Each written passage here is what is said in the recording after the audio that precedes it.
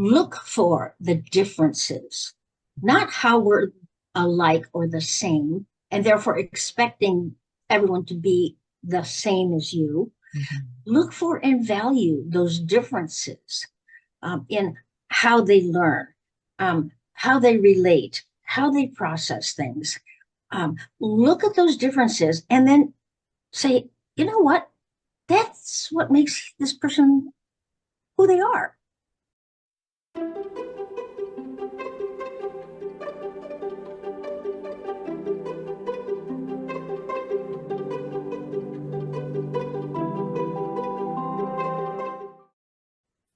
Hi, I'm Staci Neustadt. I am a speech language pathologist and the CEO at Making Sense of Autism, and I'm a student of Susan. And I'm Susan Galabach. I am a now retired occupational therapist who has worked many, many years after I discovered even my own autism with other autistic individuals. I founded Making Sense of Autism because of my passion to not only understand my brain and how it worked differently, but to try to explain what I've learned to other people so that they're more understanding and therefore more accepting and more accommodating to autistic individuals. So, our goal is to help you provide the right support without trying to fix autism, but by understanding it. So, whether you're a parent, teacher, therapist, or just someone who wants to learn, you're in the right place. Be sure to subscribe and join us every week. We talk about a new topic.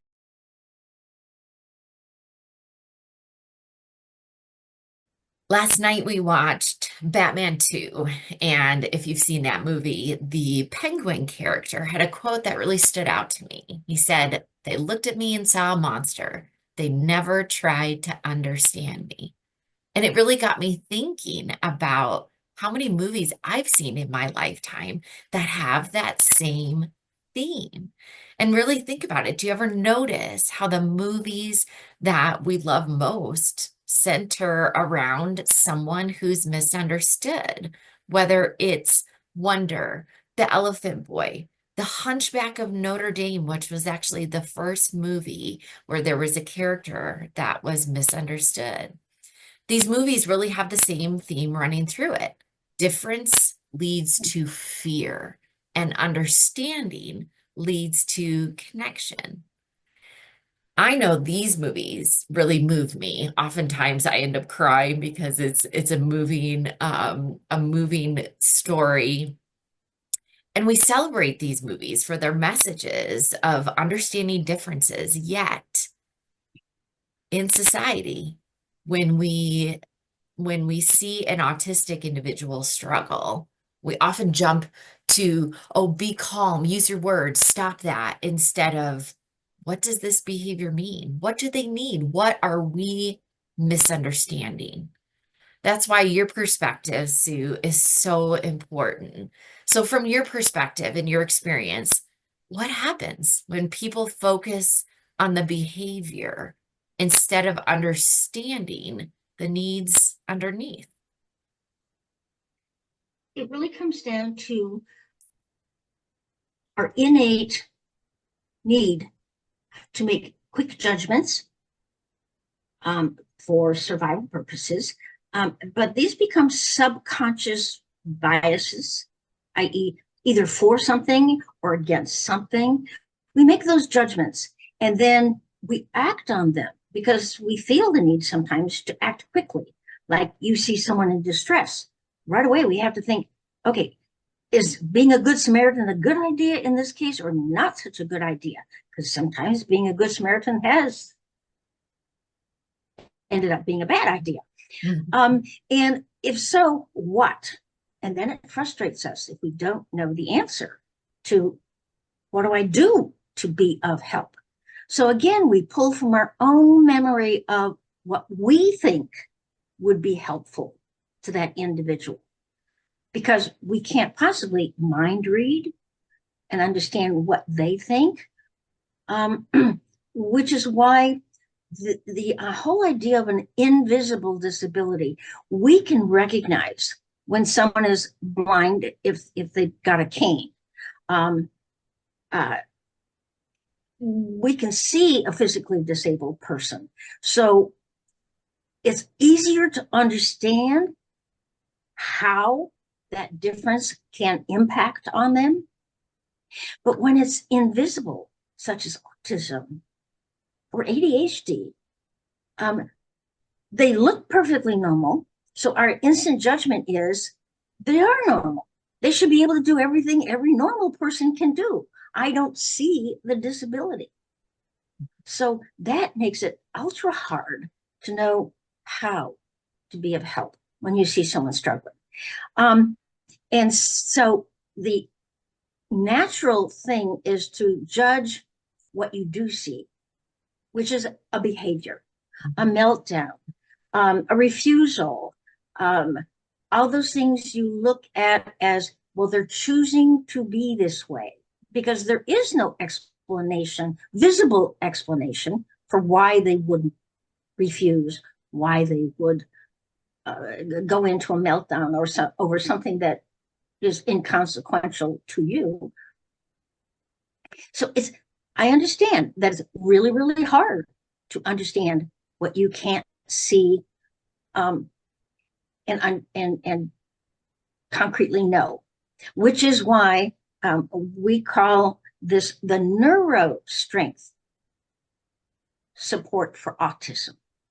We have to understand that every single one of our brains works a little differently.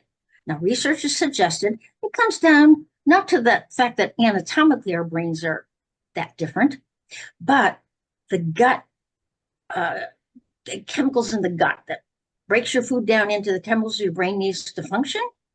That is very individual. A lot of the science is saying comes down to the gut.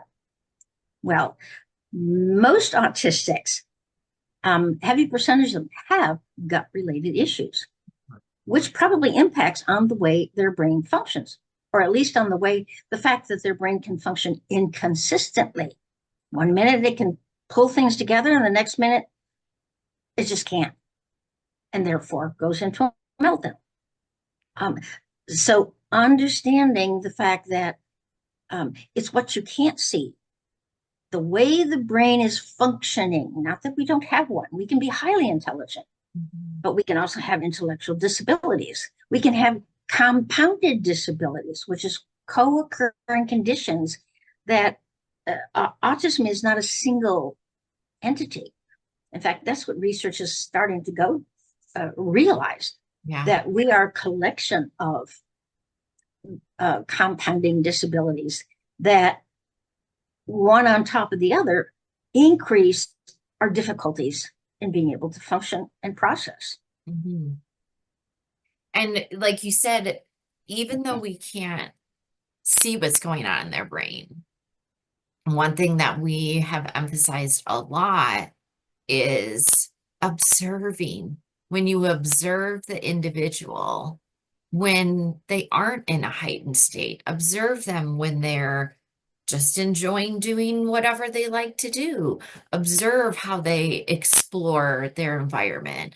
Observe what sensory things they seek or what things they avoid. And when you observe, you identify so much and start to understand so much about that individual. Even listening to the things they talk about, right? If somebody's special interest and they talk about that topic, you're going to start to understand them a lot. And I think that too is so misunderstood, right? People don't take time to observe what someone's doing or how they're communicating by coming close or backing away, or even just, being curious and watching other people. That speaks volumes, and people aren't quite seeing that yet. I mean, even if they would do it among themselves, look for the differences, not how we're alike or the same, and therefore expecting everyone to be the same as you. Mm-hmm. Look for and value those differences in how they learn, how they relate, how they process things. Look at those differences and then say, you know what? that's what makes this person who they are. And uh, uh, you can value someone even if all the traits they have aren't exactly the ones you would like to see in them. We all have traits that other people find annoying or because they're different, they're other than what they expect. But they can still be a loved one or a friend. I mean, come on. Um, it's just you have to be willing to look at each person, even if you don't know their diagnosis, and say, okay, that's different. Well, I wonder why. Mhm. And you have some curiosity about, oh, well, what makes you do that or think that way? Or, oh, gee, I don't, but you do. And that's okay. I can live with that. I can adapt to that. Yeah, that curiosity is so important. And then also when somebody is struggling, shifting our biases from, oh, they're refusing or they're manipulating or they're, just having a behavior, shifting that mindset to, is there a barrier? And I know when I talk with teachers and even some therapists, and I've been this way in the past too, where if an individual isn't doing what I expected, I get frustrated.